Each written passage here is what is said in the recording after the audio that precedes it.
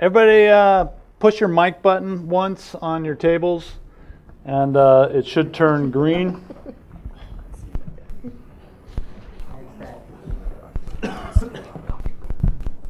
Now let's give a shout out to everybody. Morning, Brave.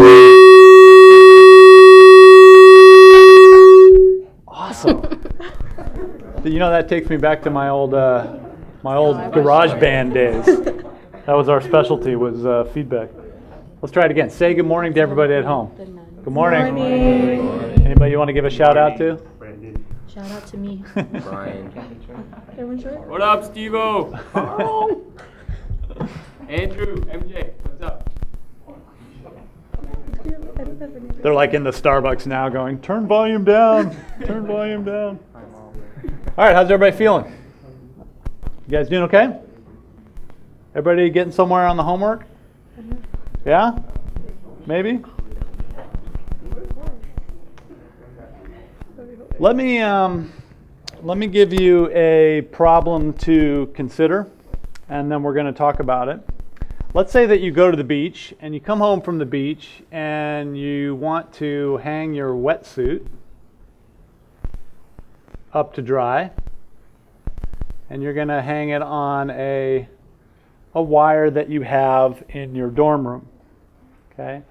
So let's see if we can just draw a very simple picture of what this looks like, right? Let's draw a hanger, and now we have a wetsuit hanging on it.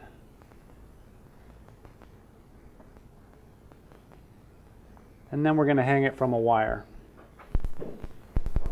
So it looks something like that. You got ridiculously skinny arms on your wetsuit for whatever reason. We know that there's got to be some tension T in the wire to hold up the wetsuit. Let's say we want to do the following experiment. We want to calculate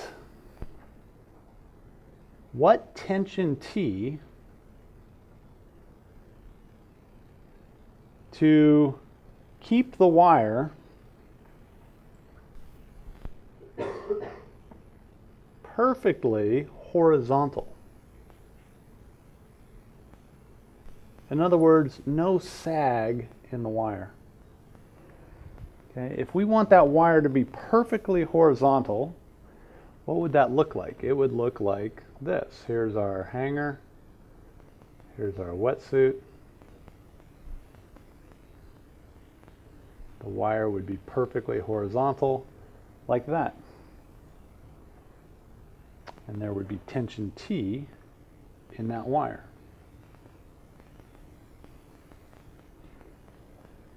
What tension T would it take to keep that wire perfectly horizontal? All right, let's think about it.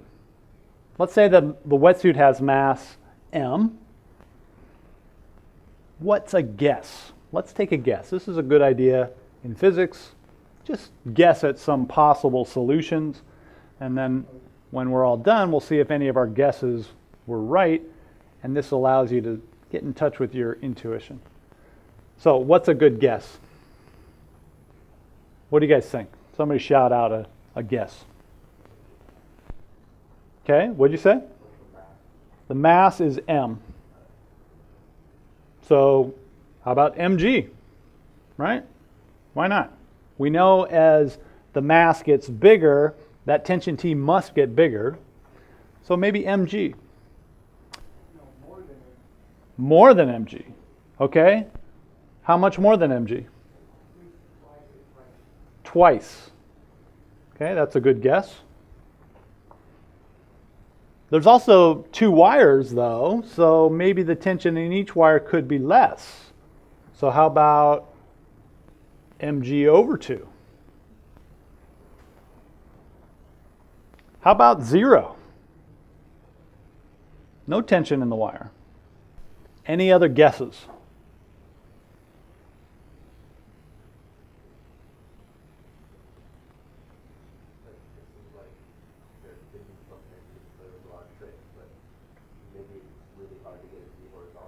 Say that again, but put your mic on so the people at home can hear you.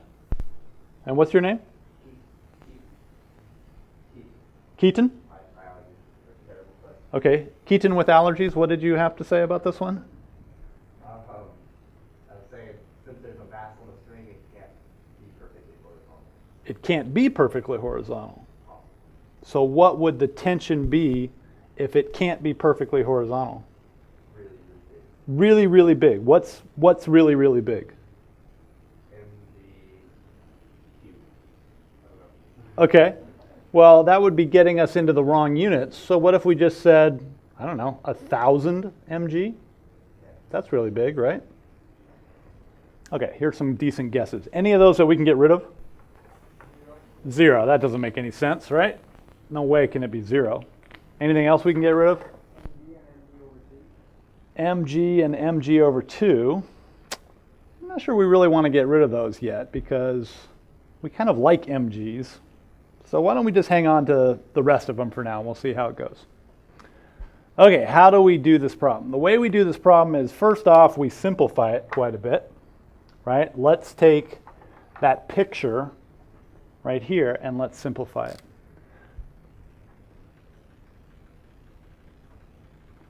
So, wire, mass m, wire, that's basically this picture right here. Let's approach it from the point of view, we're going to call that theta, and then we will look at the limits later on. So if that's theta, this is theta, this is also theta, and this is also theta. And then we have tension T in the wires.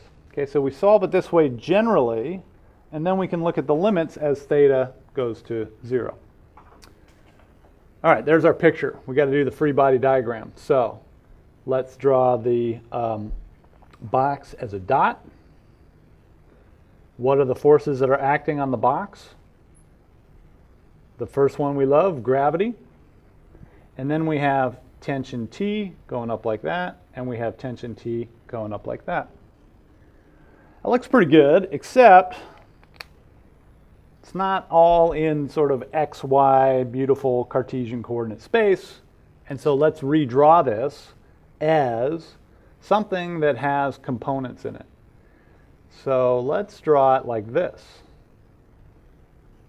mg is still down, but now there is some component of tension to the right.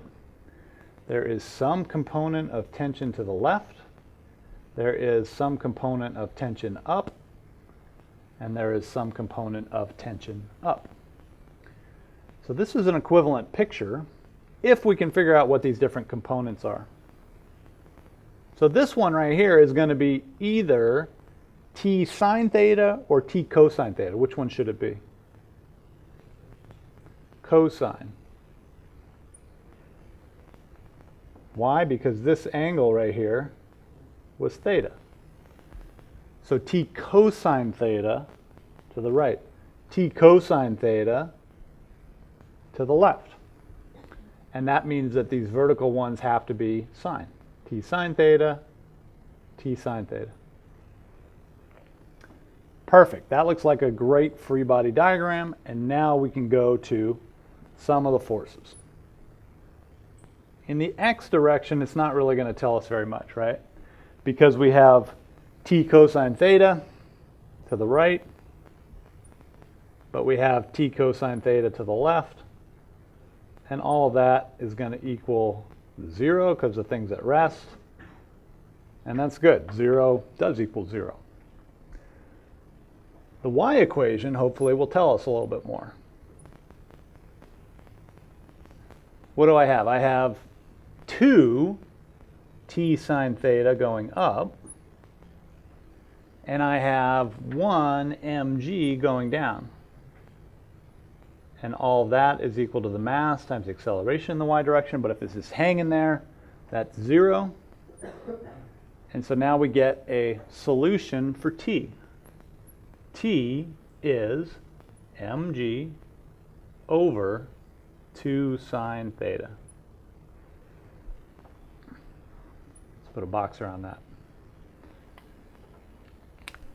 So we got an answer. Let's make sure that it makes sense. Do the units make sense? tension is a force, mg is a force, sine theta is unitless, so the units do work out.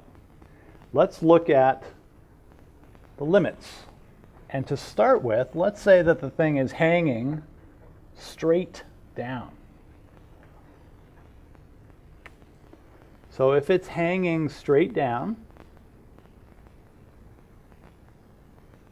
what is theta?